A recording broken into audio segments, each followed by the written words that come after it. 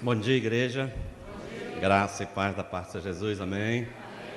Um prazer muito grande poder voltar a essa casa. Vir a primeira vez é sempre algo que agrada, encanta o nosso coração, mas voltar é prova de confiança. Por isso, muito obrigado, pastor José Mauro, pelo convite, para que voltássemos aqui a essa casa, para novamente poder compartilhar a palavra de Deus.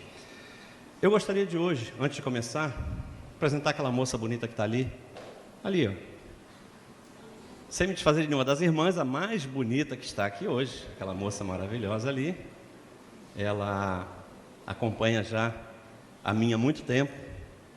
Agora no dia 6 de agosto próximo, às 21 horas e 32 minutos, completamos 43 anos de namoro.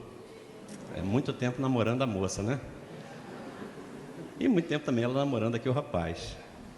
Eu chamo ela de morena assim, mas as pessoas ficam olhando para ela assim, mas eu afirmo que ela é morena porque eu conheço ela há muito tempo. É porque a idade faz isso com a gente, né? A idade faz dos homens careca e das mulheres louras. Então as mulheres com o tempo ficam louras. Então, ela é loura, mas ela é morena, mas ela entendo, ela é morena. Eu fui desafiado hoje a compartilhar uma palavra bastante espinhosa. Uma palavra que poucas pessoas colocam para ser ministradas no púlpito de uma igreja. Daí porque toda a reverência com esse tema. É um tema realmente desafiador, é um assunto que tem destruído muitos casamentos. E eu gostaria hoje de falar um pouco da nossa sexualidade. Para você ter noção qual vai ser o nosso foco, o tema que eu dei para a palavra de hoje é brindando o amor com o vinho do sexo. Ou, se você preferir, celebrando o amor com o vinho do sexo. Para fazer base para aquilo que a gente vai ministrar hoje, eu gostaria que você abrisse a sua Bíblia. Se você tem a Bíblia aí, 1 Coríntios capítulo 7, nosso ministério tem como foco edificar famílias na palavra. Então, a gente procura basear tudo aquilo que a gente fala em eventos, na palavra de Deus. E hoje não vai ser diferente. Aqui é uma carta de Paulo à igreja de Corinto, para que a gente possa entender as razões que levaram Paulo a dar as explicações que estão nessa carta que a gente vai ler. Precisaremos nos lembrar de como era Corinto naquela época. O que era Corinto daquela época? Corinto era uma cidade que pertencia à Grécia. E na Grécia daqueles dias, havia de tudo que você pode imaginar de promiscuidade. Havia tudo que você pode imaginar. Havia poligamia. Naquela época havia homossexualismo de forma... E Paulo vai numa das suas viagens missionárias até essa cidade. Lá ele planta uma igreja, lá ele deixa as diretrizes para que aquela igreja pudesse caminhar sozinha. E em seguida Paulo volta para a sua base missionária. E depois de algum tempo, os líderes daquela igreja escrevem a Paulo. Depois de algum tempo de Paulo já ter saído de lá, aquele povo tem algumas dúvidas. E escrevem a Paulo para que Paulo tirasse essas dúvidas, esclarecesse algumas coisas para as quais eles não tinham respostas. Então eles escrevem a Paulo. E Paulo escreve essa carta. O que nós vamos ler é a resposta de Paulo às dúvidas que aquele povo tinha. Mas antes de ler o texto sagrado, eu gostaria de orar a Deus. Eu gostaria que você inclinasse a tua cabeça, sentado onde você está. Não fecha a tua Bíblia não, fecha só os teus olhos. Nós vamos orar a Deus, pedindo para que Ele seja exaltado na ministração desta manhã. Senhor Deus, Pai querido, louvado seja o teu santo nome. A tua palavra vai ser lida na tua casa. Nós vamos ler a tua palavra para que todos nós saibamos que tudo aquilo que vai ser falado tem base na tua palavra, está pautado na Bíblia Sagrada. Por isso, fala conosco, queremos ouvir tão somente a tua voz. Queremos, ao final desta reunião, irmos para os nossos lares, com a certeza absoluta de que foi o próprio Deus quem falou conosco. Assim eu oro e te agradeço, em nome do teu Filho amado Jesus. Amém? Mas eu vou ler esse texto, 1 Coríntios capítulo 7, mas eu não vou me prender somente a ele. Ele é muito rico, eu vou parar em alguns versículos para compartilhar alguma coisa com vocês. Nós vamos caminhar um pouco mais, nós vamos nos aprofundar um pouco mais em outros assuntos, em outros aspectos. No versículo 1, 1 Coríntios 7, tem a seguinte redação na minha versão, na minha tradução. Agora vou tratar dos assuntos a respeito dos quais vocês me escreveram. Vocês vão perceber com essa redação aqui que essa é uma linguagem moderna. E eu gosto muito de trabalhar com linguagens modernas, quando a gente trata de relacionamento, porque nós não precisamos recorrer a dicionário. Basta ouvir entender claramente aquilo que Deus está falando. A linguagem com palavras do nosso cotidiano, aquelas palavras que a gente usa no nosso dia a dia. Diz assim na versão, no capítulo 1: vocês dizem que o homem faz bem em não casar. Ou seja, a coisa estava tão feia naquele momento, naquela cidade, que eles chegam a avaliar a possibilidade de nem casar. Se for para ter que ter todos esses cuidados que você falou, Paulo, eu acho melhor não casar, dada a promiscuidade que havia naqueles dias.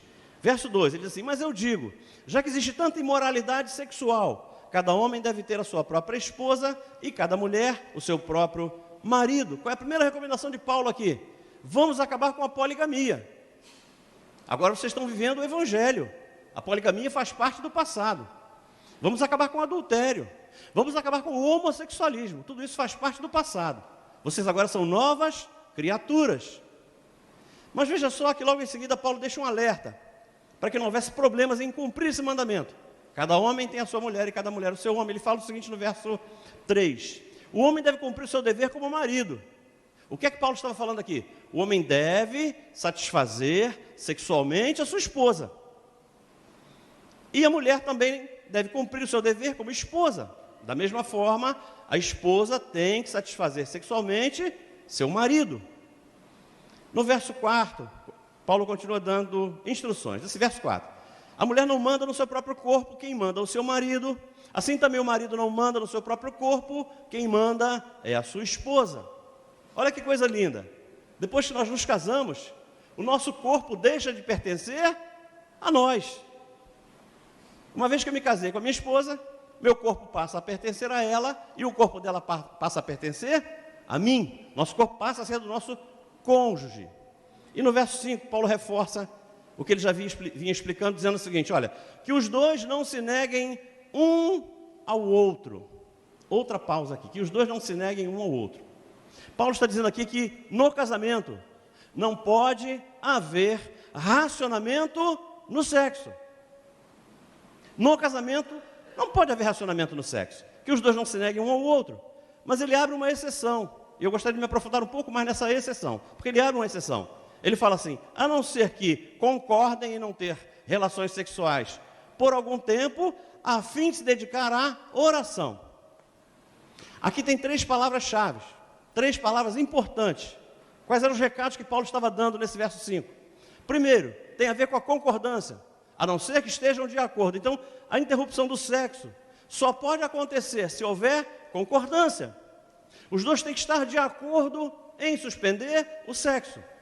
Em outras palavras, a esposa não pode chegar em casa e dizer para o marido o seguinte: olha, meu bem, hoje na campanha lá na igreja, eu fiz um voto e vou ficar 6 meses sem sexo.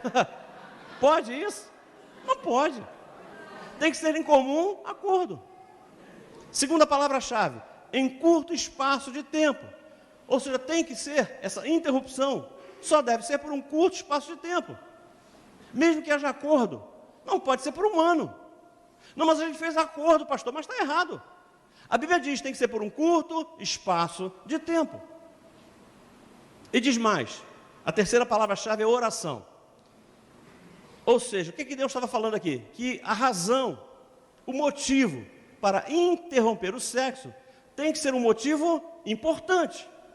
Não pode ser por qualquer coisa. Tanto é que ele fala oração, para que nós tivéssemos aí o entendimento de que tem que ser alguma coisa muito relevante. Tem que ser de acordo.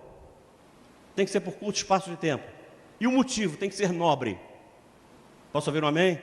Amém. Agora, infelizmente, vamos para a nossa realidade. Infelizmente, na maioria dos casos onde os casais suspendem o sexo, essas 3 recomendações bíblicas são simplesmente ignoradas. Elas são desprezadas. Os casais não têm o cuidado de seguir essa recomendação bíblica para interromper o sexo. Normalmente, quando um dos dois decide suspender o sexo, ou é para pressionar o outro, para conseguir algo talvez, ou então como forma de protestar. Então, para protestar, suspende-se o sexo. Ou simplesmente manifestar a sua insatisfação, manifestar o seu descontentamento. Por aí você pode entender que muitos de nós suspendemos o sexo sem respeitar recomendações bíblicas. E o recado de Deus continua no verso 5. Verso 5. Mas depois devem voltar a ter relações, a fim de não cair nas tentações de Satanás, por não poderem se dominar. Olha que coisa linda. O que Paulo está falando aqui? Nem a vida de oração, gente, nem a vida de oração pode ser usado como desculpa para sacrificar a qualidade da vida sexual do casal. Se a duração da oração estiver atrapalhando a vida sexual, alguma coisa errada tem. Você vê que Deus fala assim, ó, orai o tempo todo, orai sem cessar, amém? Amém? Ele fala isso na Bíblia, mas ele deixa uma recomendação. Se essa oração, pela sua intensidade, pela sua duração, se estiver atrapalhando a vida sexual do casal, está errado. A única coisa que você vai ver na Bíblia Sagrada, autorizada por Deus, a interromper uma oração, é a vida sexual. Olha que maravilha. Vale glória a Deus? Porque sabe por que Deus fala por quê? Porque isso abre uma porta enorme para Satanás, gente. Suspender o sexo sem concordância, por longo espaço de tempo, e por uma razão errada, abre uma porta muito grande para Satanás. E o importante dessa história toda, é que essa carta não foi endereçada ao mundo. Essa carta é endereçada à igreja que congregava em Corinto. É uma carta à igreja. Amém? Amados, por que eu estou dizendo isso? Porque a gente tem que se dar conta de que a igreja não questiona o fato de que sexo antes do casamento seja pecado. Existe um consenso na igreja de que sexo antes do casamento é pecado. Existe um consenso na igreja, ninguém questiona isso. Mas nós não temos o mesmo senso crítico para condenar o racionamento do sexo no casamento. A Bíblia diz que os dois não se neguem um ao outro.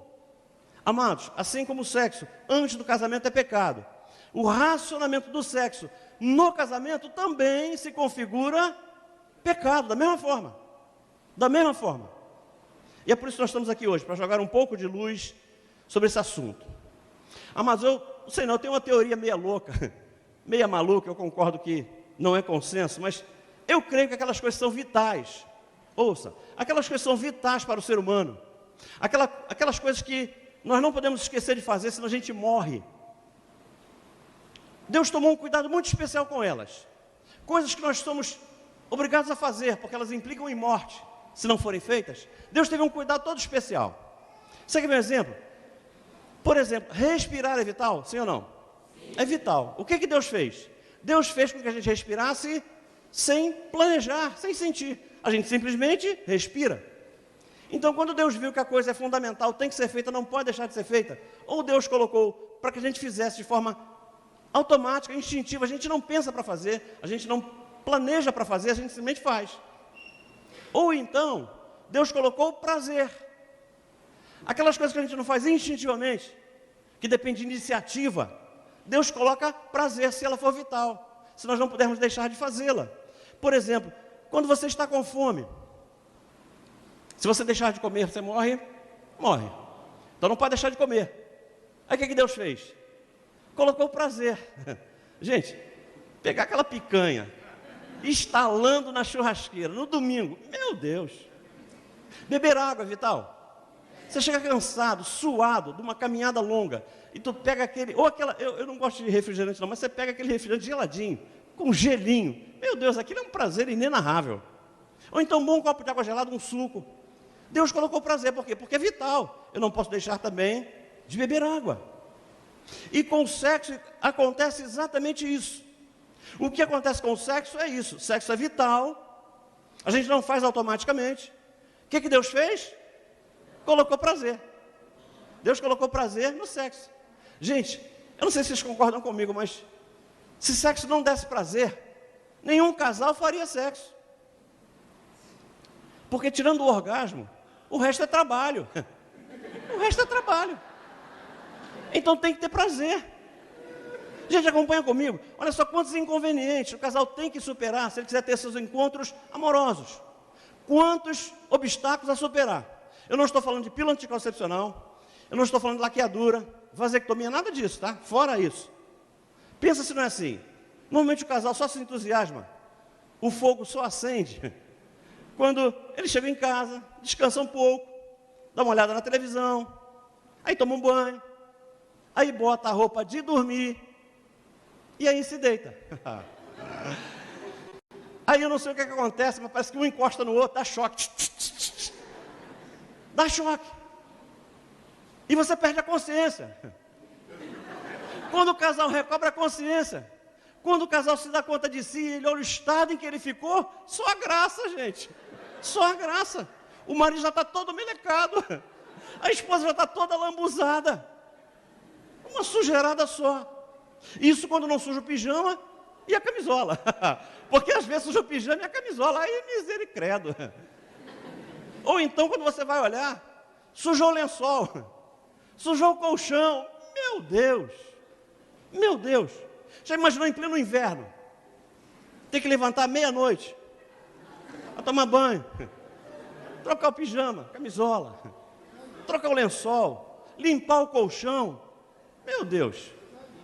Meu Deus, que coisa. Tem que dar prazer, não tem não? Tem que dar prazer. Tem que dar prazer. Isso se o casal não cair na besteira de querer fazer a festa em pé para não sujar a cama. Porque aí o negócio é desafiador. Aí você pega um casal de meia idade, por exemplo, meu Deus. Está arriscado no meio da festa, o camarada, ai, ui, ai. E a esposa fala assim, meu bem, o que é isso de prazer? Não, deu uma cãibra aqui na minha perna direita agora. Então tem que ter prazer, gente, senão ninguém aguenta. Tem que ter prazer e muito prazer, não é pouco, não tem que ter muito prazer. Me faz lembrar a história de um velhinho, numa palestra de casais assim. Eu prometo que eu não vou perguntar isso não, gente, estou só citando um exemplo. Mas o palestrante, numa palestra dessa, falou assim, vou fazer uma pesquisa com vocês aqui. Não levantem a mão não, pelo amor de Deus, tá? Vou fazer uma pesquisa aqui. Quantos aqui fazem sexo todo dia? Não é que teve meia dúzia de mentiroso que levantou a mão? Pô, até na igreja tem gente que mente nessa hora. Aí uma meia dúzia levantou a mão. Aí falou, pode baixar, baixa. Quantos fazem sexo aqui uma vez por semana? Aí uma cabeçada, a maioria levantou a mão. Pode baixar. Ele falou assim, quantos fazem sexo uma vez por mês? Não é que teve meia dúzia que levantou também? Ele falou, bom, agora acabou, né? Não tem mais, pelo amor de Deus. Aí ele perguntou assim, quantos fazem sexo uma vez a cada 6 meses? Ninguém levantou, glória a Deus por isso. Mas ele viu que a gente não tinha levantado. Aí ele falou, não, vou arriscar. Ele falou assim, quantos fazem sexo aqui uma vez por ano?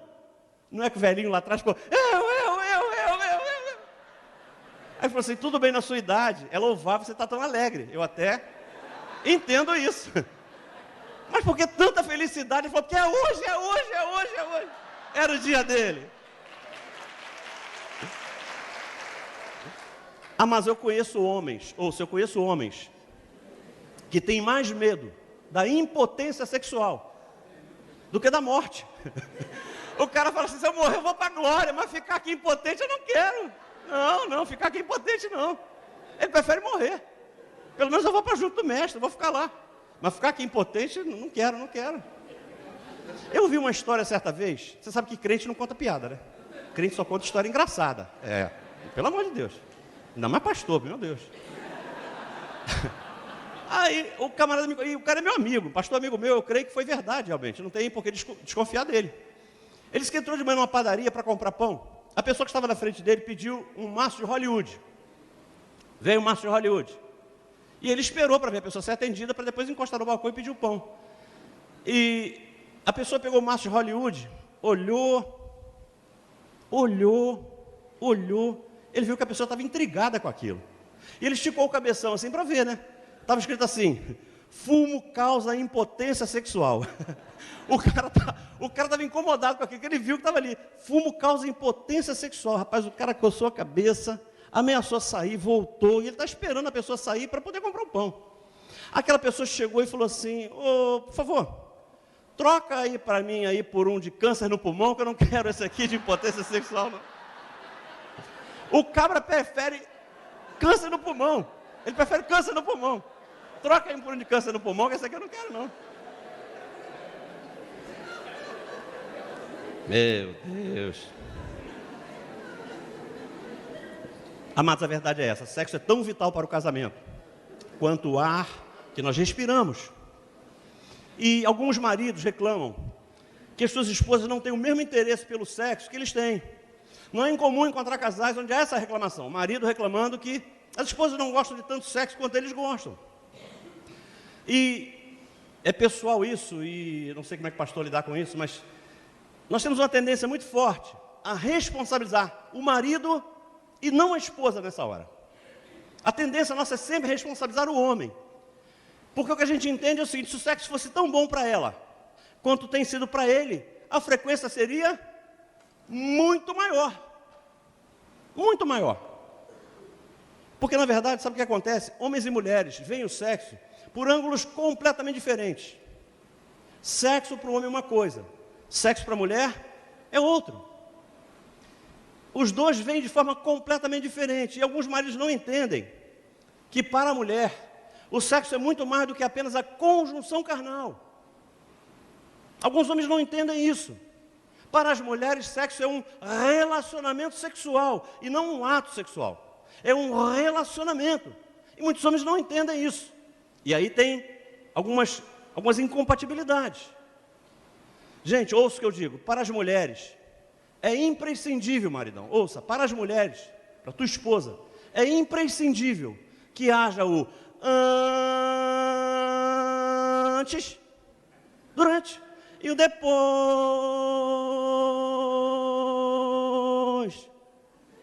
As mulheres estão todas rindo, o maridão está assim: Quer que desenha? Quer que desenhe? Eu não sei desenhar. Eu vou repetir, então, que eu não sei desenhar. Meu amado, para as esposas, tem que haver necessariamente o antes, durante e o depois. Porque o santo só está preocupado com o durante. Ele não quer saber do antes e não quer saber do depois. Mas para elas isso é imprescindível. Para as esposas tem que haver o antes e o depois. E eu não sei, acho que aqui não tem isso não, mas tem uns caras de pau aí que em 5 minutos, rapaz, em 5 minutos, gente, acredite, em 5 minutos, o camarada consegue desejo, excitação, ereção, penetração, orgasmo e ainda consegue dormir em 5 minutos. Só dando um cascudo num cara desse. Meu amado, mulheres valorizam muito o antes e o depois. Elas querem abraço, querem gestos de carinho, querem elogios, querem beijos. Posso ouvir um amém, esposa? Ouça, meu amado, que coisa terrível. As pesquisas mostram que mais da metade das mulheres tem problemas com o orgasmo, com a sua satisfação no ato sexual. Mais da metade das mulheres tem algum problema, umas em um nível mais elevado, outros em um nível menor, mas mais da metade das mulheres tem problemas com o prazer no ato sexual. Isso aqui tem que acender a luz amarela para nós. Talvez, por isso elas não tenham tanto interesse pelo sexo, quanto nós homens gostaríamos que elas tivessem. Posso ouvir um amém? Amém. Em função dessa realidade que a gente tentou desenhar aqui, eu gostaria de abordar alguns cuidados a serem observados por todos aqueles casais que quiserem melhorar a qualidade da sua vida sexual. Eu não estou dizendo aqui que ninguém tem uma vida sexual aqui ruim. Eu estou dizendo que mesmo que ela seja boa, ela pode melhorar. Você crê? Amém. Ela pode melhorar. Primeiro cuidado tem a ver com o diálogo na vida sexual. Amados, tem que haver diálogo. Porque é do diálogo que vai surgir o acordo, a concordância. Amós diz: andarão dois juntos se não houver acordo entre eles? E para que haja acordo, tem que haver um diálogo franco e tem que haver um diálogo aberto. E esse é um problema sério dos casais. Parece que depois de algum tempo casado, o casal já não consegue conversar mais sobre nada. E que dirá então sobre o sexo? Aí é que não conversa mesmo. Parece que com o passar do tempo, a pessoa vai esquecendo de como conversa, vai perdendo o hábito da conversa. E não dá para ver um ajustamento sexual sem que o casal converse sobre isso. Eu fico preocupado, porque eu vejo tanta gente espiritualizar tanto, mas espiritualizar tanto a sua vida, que isso acaba atrapalhando a qualidade da vida sexual do casal. Gente, nós temos necessidades espirituais, amém? Agora, nós temos necessidades também físicas. Nós não podemos desconsiderar isso. Nós temos necessidade nessas áreas todas, emocionais, enfim. E a religiosidade exagerada acaba não permitindo que o casal desfrute de todo o prazer que o sexo pode proporcionar a qualquer casal. Qualquer casal pode desfrutar de um sexo em alto nível, independente de qualquer coisa. Quando somos procurados por alguns casais com dificuldade nessa área, nós damos um conselho para chocar. O propósito é chocar realmente. É quebrar tabus, quebrar religiosidade. Nós temos dito aos casais que têm procurado a gente, que na intimidade do quarto deles, eles podem fazer tudo o que dê prazer a ambos. Na intimidade do quarto deles, eles podem fazer tudo o que tiver ao alcance deles, para satisfazer suas fantasias, seus desejos. Eles podem fazer tudo. E quando eu falo isso, eles abrem 2 olhões assim. Da mesma forma que vocês estão me olhando também, está todo mundo com o olhão assim. Porque é para chocar. Eu digo assim, desde que... Ah, pastor, que susto, ainda tem o desde que? Ah, tem o desde que. Desde que a gente não quebre, a gente não atropele. 2 regrinhas simples. Primeira regra que nós não podemos atropelar. Primeiro princípio bíblico que nós não podemos quebrar. Temos que submeter os nossos desejos ao nosso cônjuge. Porque se eu não fizer isso, vira estupro. Primeiro cuidado é esse, eu tenho que submeter os meus desejos ao meu cônjuge, é mesmo a minha esposa. Submeter os desejos dela a mim, para que haja, senão vira estupro. E o segundo cuidado, temos que submeter os nossos desejos à palavra de Deus, senão vira o quê? Pecado. É simples assim. Há concordância entre o casal. E a palavra de Deus não condena. Vá que é tua, Tafarel. É assim. Passou por essas regrinhas básicas. Pode, fundo. Segundo cuidado, além da comunicação, do diálogo, é com relação à motivação. Porque o que leva o casal a diminuir a frequência das relações sexuais é a falta de motivação. Então nós temos que estar muito ligados à motivação. A motivação é fundamental. E o que leva homens e mulheres a estarem motivados são coisas completamente diferentes. O que motiva o homem é uma coisa e o que motiva a mulher é outra coisa. E nós temos que fazer um entendimento equivocado de que o que motiva o sexo está da cintura para baixo. E não está. O que motiva o sexo, tanto para o homem quanto para a mulher, não está da cintura para baixo. O que motiva o sexo está aqui, ó, na mente.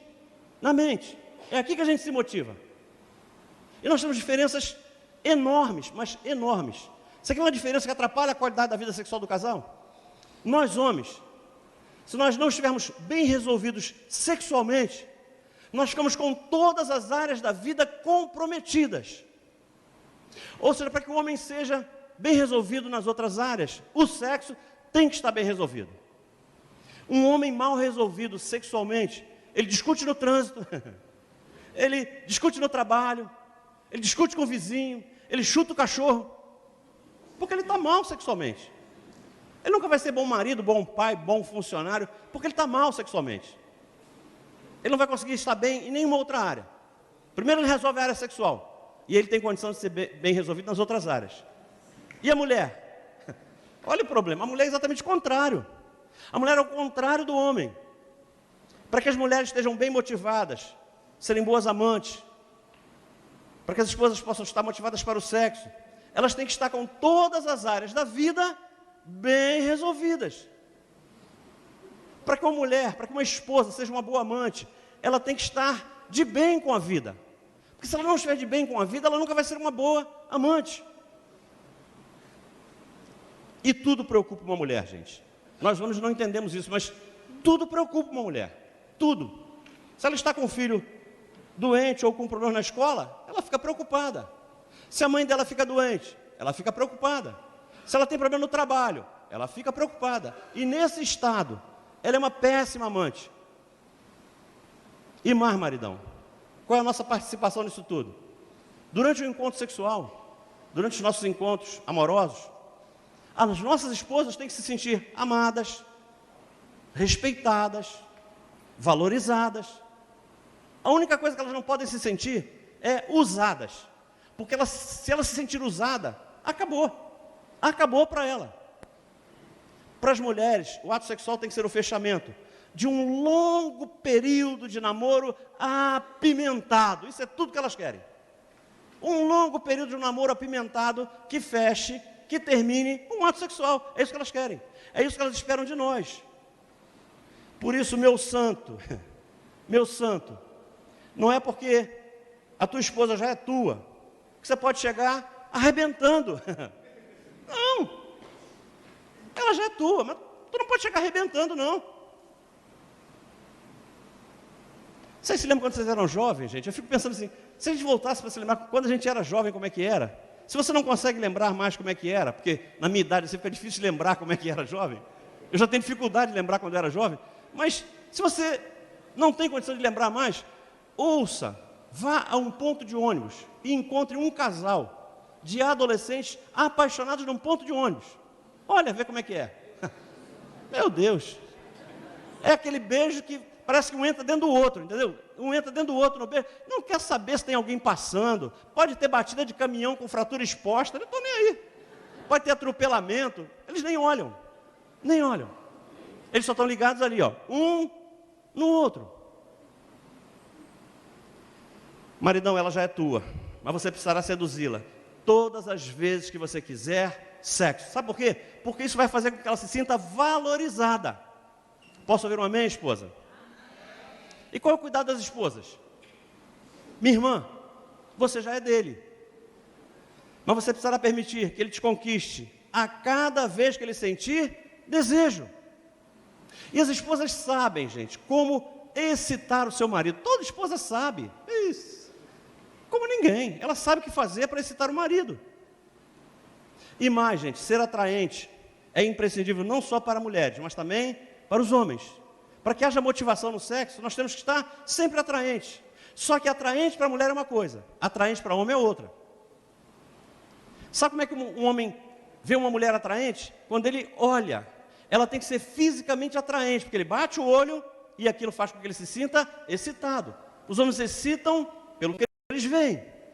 Por isso, maridão, se você quiser a sua esposa sempre mais bonita, sempre mais atraente, invista nela. Porque gasto com esposa não é despesa, é investimento. É investimento. Ouça, gasto com esposa não é desperdício. É um bom investimento, é um belo investimento. Invista nela. Você vai ver como é que ela vai ficar. Eu não sei, eu sei que aqui não tem, não.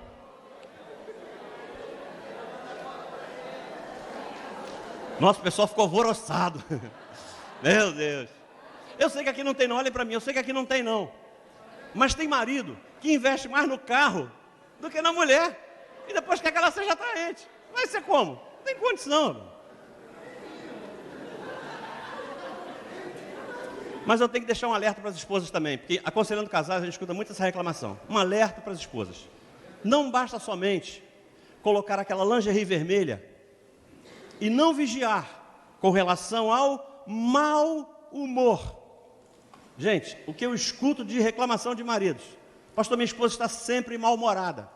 E aí você pode estar de lingerie vermelha, mas se estiver mal-humorada, não tem jeito. Nada destrói mais a motivação de um marido do que chegar em casa e a esposa espera ele botar um pé do lado de dentro e reclama de tudo. Olha, a bica está pingando, o chuveiro queimou, o cachorro fugiu. Ninguém aguenta, gente.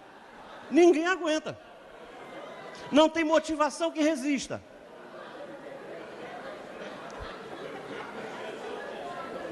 E nós, maridão? E nós? O que nós temos que fazer para ser atraente para as nossas esposas? Gente, é completamente diferente. Mas completamente diferente. Ouça, marido. Se a santa passa no quarto, enrolada na toalha, o maridão já se entusiasma, já fica todo assanhado. Basta ela passar com a toalha, nua não, ela passa na toalha. O maridão já fica logo empolgado. Agora vai o maridão passar pelado no quarto. Ela vai rir de você, cara. Porque isso não atrai ela. O maridão pode passar pelado no quarto, que isso não atrai a esposa, não. O que atrai elas é uma outra coisa. Sabe quando é que a mulher se sente excitada?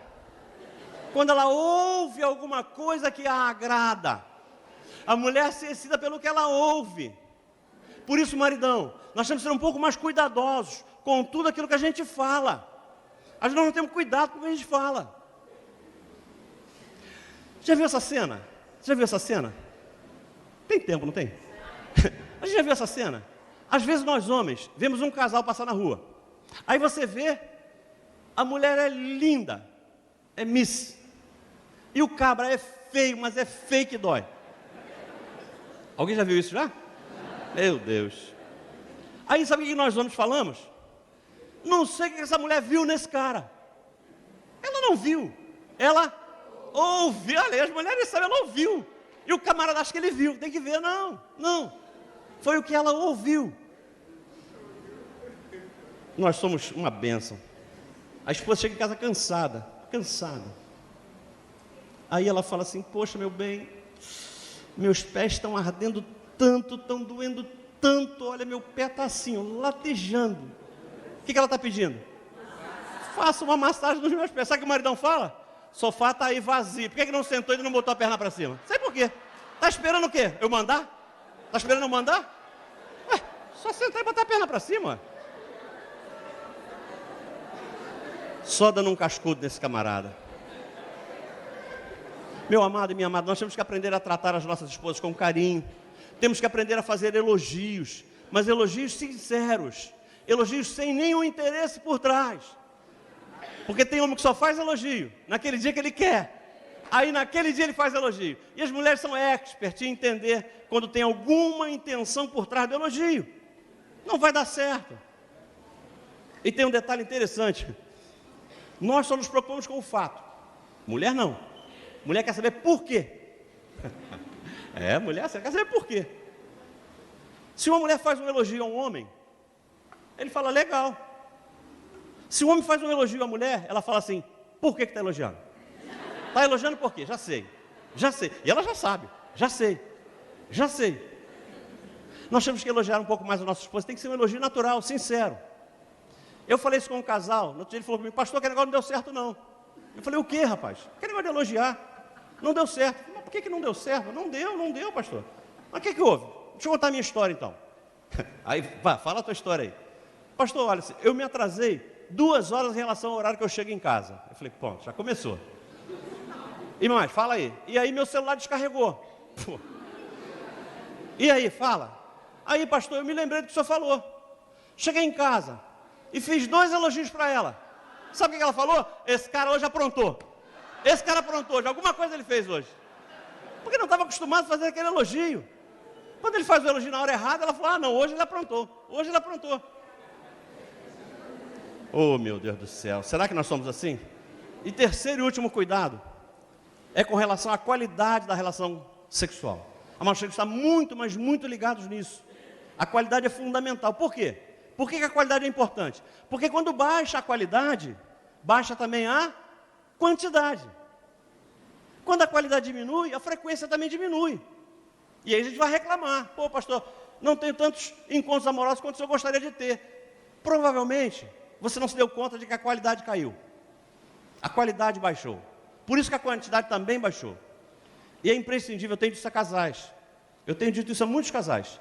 Todo casal tem que conhecer qual é a sua frequência. Pastor, tem regra? Não tem regra. Cada casal tem a sua. Mas ele tem que saber qual é a sua. Por que é importante isso? Porque se eu sei qual é a minha frequência, e durante um período, essa frequência não está acontecendo, tem que acontecer o quê? Acender a luz amarela. Alguma coisa errada tem. Porque se eu tinha uma frequência, era histórica, e ela não vem acontecendo, eu tenho que me ligar. Eu tenho que perceber que alguma coisa errada está acontecendo. Posso ouvir um amém? Amém. Dicas para melhorar a frequência, pode ser? Diga para o maridão. Maridão, como é que você melhora a frequência? Investindo na qualidade. Meu amado, para a mulher é imprescindível algum momento, algum tempo de namoro. Para ela isso é fundamental. O sexo é o fechamento de um longo período de namoro. Se você começa com intimidade, com carícias, com beijos, mas por alguma razão o ato sexual não se consuma, para elas, conta. Se você vai no calendário dela, está lá com o X lá, ela fez o X.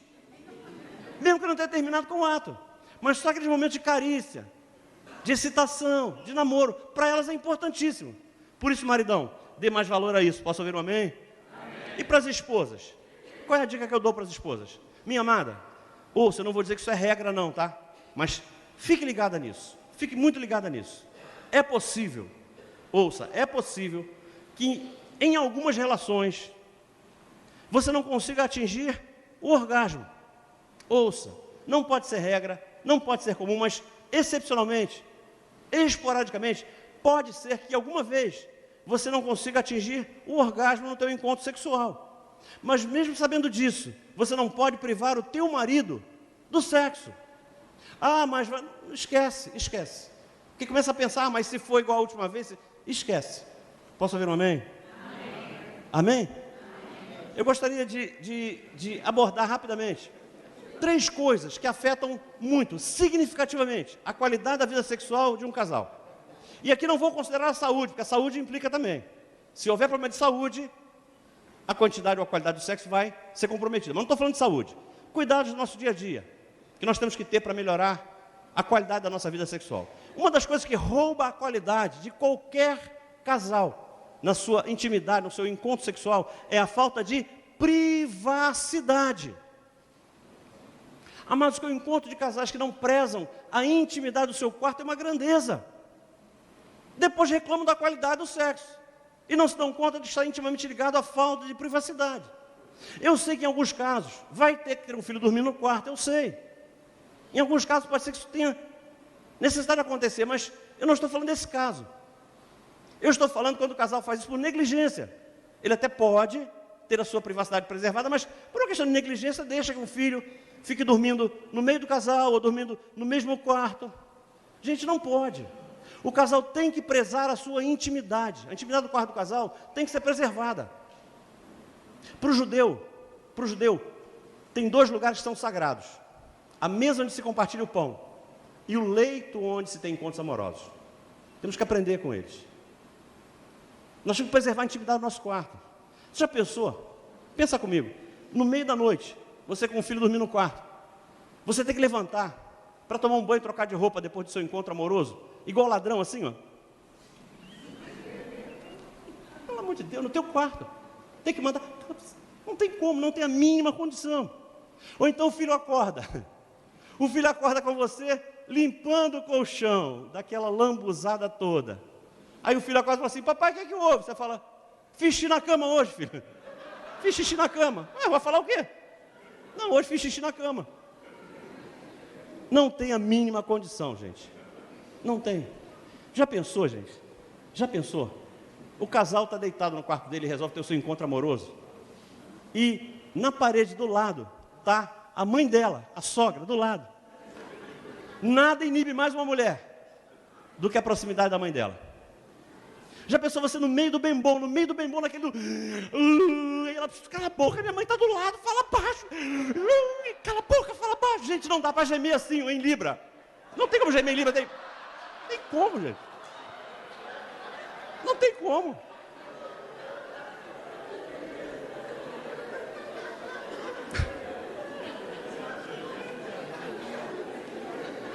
Além da falta de privacidade, outra coisa que rouba a qualidade do sexo é a falta de criatividade, gente. Pelo amor de Deus. Vamos ser criativos. Pelo amor de Deus. A rotina é um veneno para o ato sexual. Já pensou, você está há 5 anos, 10 anos, 20 anos. Eu já estou há 35. O mesmo marido, mesma esposa, mesmo quarto, mesma cama, mesmo móvel, mesma cortina. Gente, ouça, pelo menos a posição tem que mudar, pelo amor de Deus. Muda a posição, pelo amor de Deus. Pelo menos o cômodo da casa tem que mudar, sai do quarto, vai para outro lugar. Pelo menos a hora tem que variar, o lugar, alguma, que senão ninguém aguenta. Tem que variar alguma coisa. Posso ouvir um amém? Amém. E a terceira coisa que rouba a qualidade de qualquer vida sexual, além de privacidade e criatividade, é a falta de asseio pessoal. Pastor, você vai falar sobre isso? Vou. Falta de asseio pessoal.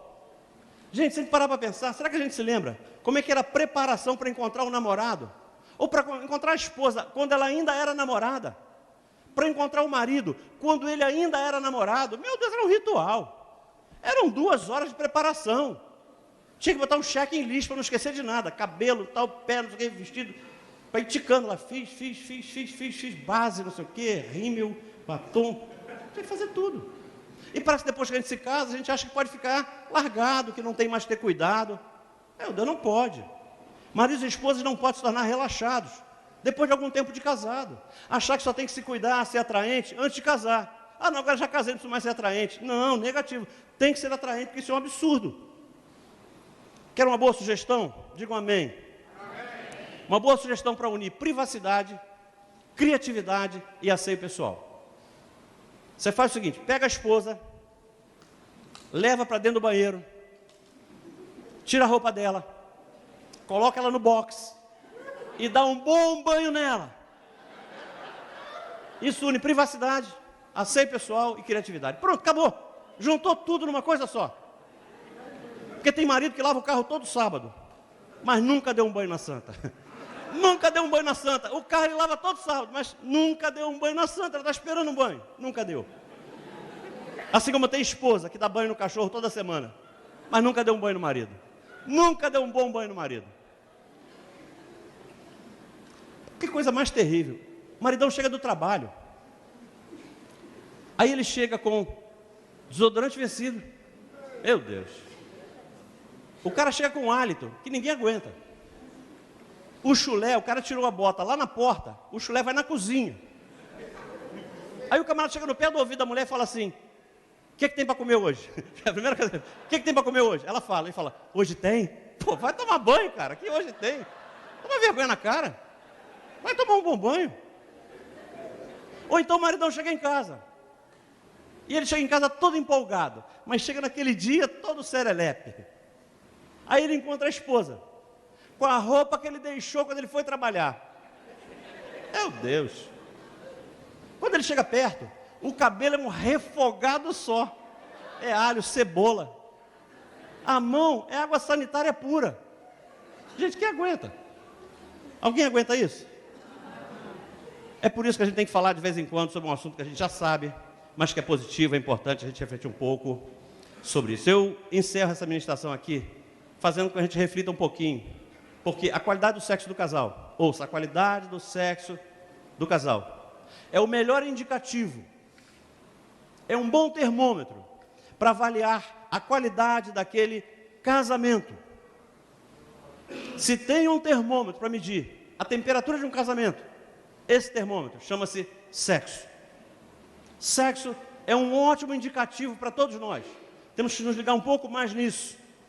Ouça, o sexo para aqueles que têm todos esses cuidados dos quais nós falamos. Todos esses cuidados. Não deixará nunca de ser um sexo prazeroso. E não importa a idade, não importa o tempo de casamento. Se nós tivermos todos esses cuidados, o sexo vai ser sempre um momento de intimidade extremamente prazeroso.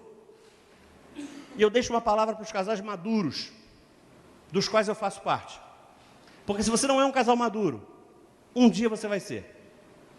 Uma palavra para os casais maduros. Você se lembra do início do teu casamento? Quando bastava ligar para tua esposa e você já ficava todo excitado. Ou a esposa ficava toda excitada numa ligação telefônica. Naquela fase inicial da paixão exacerbada. Bastava uma ligação telefônica para ficar todo excitado e toda excitada, ficava num estado incontrolável, numa simples ligação telefônica. Mas mesmo que isso não ocorra mais, isso não é razão para vocês acharem que o sexo não pode ser desfrutado em toda a sua plenitude. Não é o fato de não haver mais aquele desejo louco, incontrolável que havia lá atrás, que a qualidade do sexo tem que piorar, não. Não. Mesmo porque, eu explico, mesmo porque, quem está nesse estado de excitação descontrolada, quem está subindo pelas paredes, não está nem preocupado, nem preocupada em satisfazer o cônjuge. Quem está nesse estado de excitação descontrolada, está muito mais preocupado em satisfazer a si mesmo, satisfazer a si mesma. É como alguém que chega em casa morrendo de fome, enche um prato, fundo, come tudo, e depois empurra o prato. Empurra o prato. Amados, com a chegada da maturidade, ouça, com a chegada da maturidade, é que nós podemos realmente extrair do sexo todo o prazer que ele pode nos proporcionar. Ouçam maridos, ouçam esposas. Não é raro encontrar maridos reclamando da baixa frequência dos encontros sexuais e esposas reclamando da baixa qualidade dos encontros sexuais. E isso é uma realidade comum na igreja. Só que o desdobramento disso é terrível. A consequência é desastrosa. Porque, em função disso, você encontra algumas mulheres abusando das estratégias para não assumirem que estão evitando o sexo. Não é incomum encontrar nas igrejas mulheres se escondendo atrás do trabalho, mulheres se escondendo atrás das atividades da igreja, mulheres se escondendo atrás dos cuidados excessivos com os filhos, com os seus afazeres domésticos. O que acontece na realidade é que, conscientemente ou não, essas mulheres que fazem isso estão, na realidade, fugindo do sexo. E isso é um perigo, porque maridos sexualmente carentes são uma presa fácil de Satanás. Maridos sexualmente carentes são presas fáceis de Satanás. Ouçam, esposas, a abstinência sexual crônica é o mais forte componente para o adultério masculino. A gente acha que tudo é falta de caráter, mas nem sempre. A abstinência sexual crônica é um componente forte para que o inimigo invista na vida daquele marido, para que ele caia. Por isso, minha irmã, você precisa proteger o seu marido. E não é somente com jejum e oração.